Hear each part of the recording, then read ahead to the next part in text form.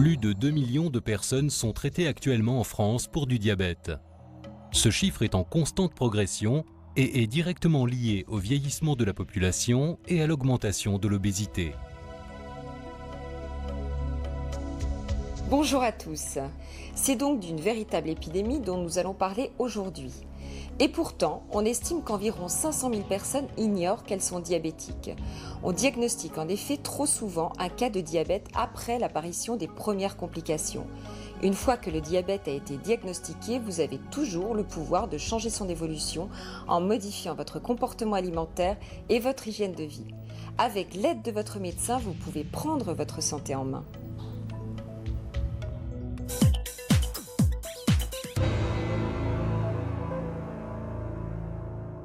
Le diabète est une maladie indolore, tout au moins au début quand il n'y a pas de complications. Il se définit par un excès permanent de sucre dans le sang. Il résulte de facteurs génétiques et environnementaux. On distingue deux types de diabète. Le diabète de type 1 qui touche les sujets jeunes et le diabète de type 2 qui concerne généralement des personnes plus âgées, souvent adultes et fréquemment en situation de surpoids. Le diabète de type 2 représente à lui seul plus de 90% des cas. C'est une maladie malheureusement fréquente dans nos sociétés occidentales car elle est aggravée par une mauvaise alimentation et par la sédentarité. On conseille depuis longtemps, avant tout traitement, de mettre en place des modifications du régime alimentaire et une augmentation de l'activité physique. Ces indications de bon sens sont aujourd'hui confirmées par de nombreuses études. Les sujets à risque peuvent prévenir ou différer l'apparition du diabète grâce à un mode de vie plus adapté. La quantité de sucre dans le sang s'appelle la glycémie. C'est lorsque cette glycémie est trop élevée qu'on va parler de diabète. Le diabète se définit précisément par une glycémie supérieure à 1,26 g par litre après un jeûne de 8 heures sur 2 dosages consécutifs ou par une glycémie supérieure à 2 g par litre, quel que soit le moment de la journée, accompagnée d'une soif excessive, d'une envie d'uriner plus importante que la normale et d'un amaigrissement. Une hormone a un rôle fondamental dans le diabète, c'est l'insuline. Le diabète survient quand l'organisme ne fabrique plus suffisamment, voire plus du tout d'insuline. D'autre part, l'existence d'une obésité située au niveau abdominal va gêner l'action de cette hormone. On parle alors d'insulinorésistance. Cette hormone est produite par le pancréas. C'est la seule hormone de l'organisme qui permet de faire baisser le taux de sucre dans le sang. Grâce à l'insuline, le sucre pénètre dans le muscle où il est consommé. En l'absence d'insuline, le sucre va au contraire s'accumuler dans le sang. Dans le diabète de type 1, le pancréas ne fabrique plus d'insuline, alors que dans le diabète de type 2, il en fabrique encore, mais en quantité insuffisante, ou bien l'organisme l'utilise mal.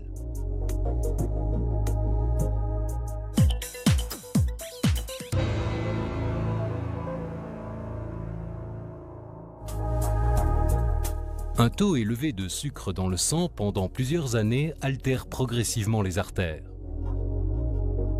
Ces complications touchent nos principaux organes vitaux, le cœur, les reins, le cerveau. On distingue en fait les complications liées aux grosses artères, au niveau du cœur, avec un risque d'angine de poitrine et d'infarctus, au niveau du cerveau, où peut survenir un accident vasculaire cérébral, dans les jambes, avec un risque d'artérite et de lésions au niveau des pieds, et celles liées aux petites artères, au niveau des reins, avec un risque d'insuffisance rénale, au niveau des yeux, pouvant entraîner la cécité. Le diabète est d'ailleurs la première cause de perte de la vision en France. J'aimerais insister sur le fait que le diabète est un facteur de risque cardiovasculaire très important, comme le tabac, l'hypertension artérielle et l'hypercholestérolémie. La mortalité cardiovasculaire est nettement augmentée en cas de diabète, en particulier chez les femmes et notamment dans les suites d'un accident cardiovasculaire. Il est par contre important de comprendre que ces complications du diabète, bien que parfois graves, ne sont pas une fatalité. Vous pouvez changer l'évolution de votre maladie en changeant de style de vie.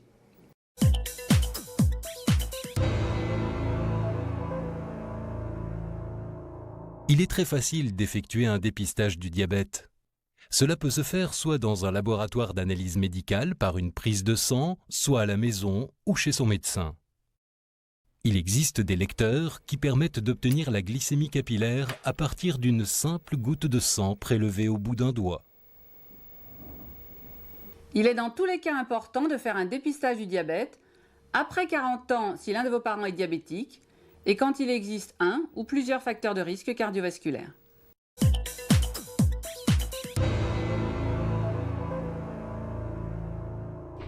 Lorsqu'un diabète est dépisté, il convient de modifier certaines mauvaises habitudes afin de contrôler au mieux sa maladie.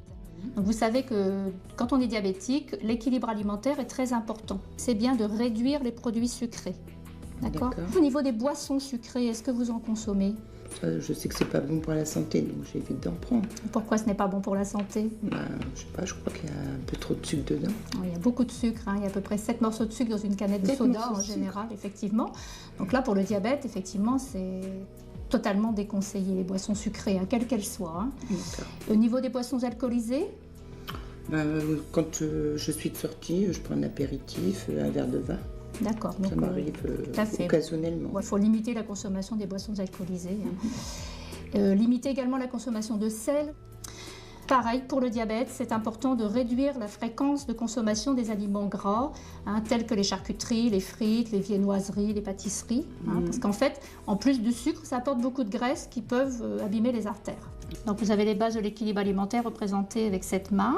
Donc le groupe des viandes, poissons, œufs, le groupe des féculents, associé aux légumes verts cuits, si possible, moitié-moitié si l'on veut, une crudité, donc soit un légume cru en entrée, soit un fruit cru en dessert, un produit laitier, soit un fromage, soit un laitage, un petit peu de matière grasse dans les crudités ou pour cuire, et le groupe des produits sucrés qu'il vaut mieux éviter, et puis l'eau, bien sûr, comme boisson indispensable. La mise en place d'un régime hypocalorique équilibré permet d'obtenir un amaigrissement qui, même modeste, a toujours un effet bénéfique sur la glycémie. Il est également important de modifier de façon effective ses activités physiques au quotidien. L'activité doit être régulière et intégrée dans son mode de vie. Préférer la marche à la voiture, l'escalier à l'ascenseur. L'objectif est également de pratiquer une activité plus intensive et régulière, adaptée à chacun. La marche, le vélo, la natation. Si ces mesures ne sont pas suffisantes, il est important de faire le point avec son médecin et d'envisager un traitement médicamenteux. L'éducation thérapeutique du patient est fondamentale dans toutes les pathologies, mais tout particulièrement dans le diabète, car c'est une maladie chronique et évolutive. Il est important à toutes les étapes de la maladie de pouvoir réadapter les règles hygiéno-diététiques ainsi que le traitement, mais aussi de permettre au patient de dialoguer avec les soignants sur sa maladie pour la comprendre, l'accepter et apprendre à vivre avec au quotidien. Pour terminer, un dernier mot sur le dépistage de cette maladie. Votre médecin de famille est un interlocuteur de premier choix, c'est lui qui connaît les antécédents de votre famille et tous vos facteurs de risque. N'hésitez pas à lui poser vos questions. Les diabétologues et les cardiologues sauront bien entendu également vous renseigner. Il est enfin bon à savoir que des dépistages du diabète sont réalisés gratuitement par certains centres de médecine du travail et par les centres de sécurité sociale. Nous nous quittons sur ces quelques points importants. À bientôt. Les 3 facteurs prédisposant au diabète de type 2 sont le surpoids, la sédentarité et l'hérédité. Longtemps silencieux et non douloureux, le diabète a pourtant des conséquences parfois graves, notamment sur le cœur.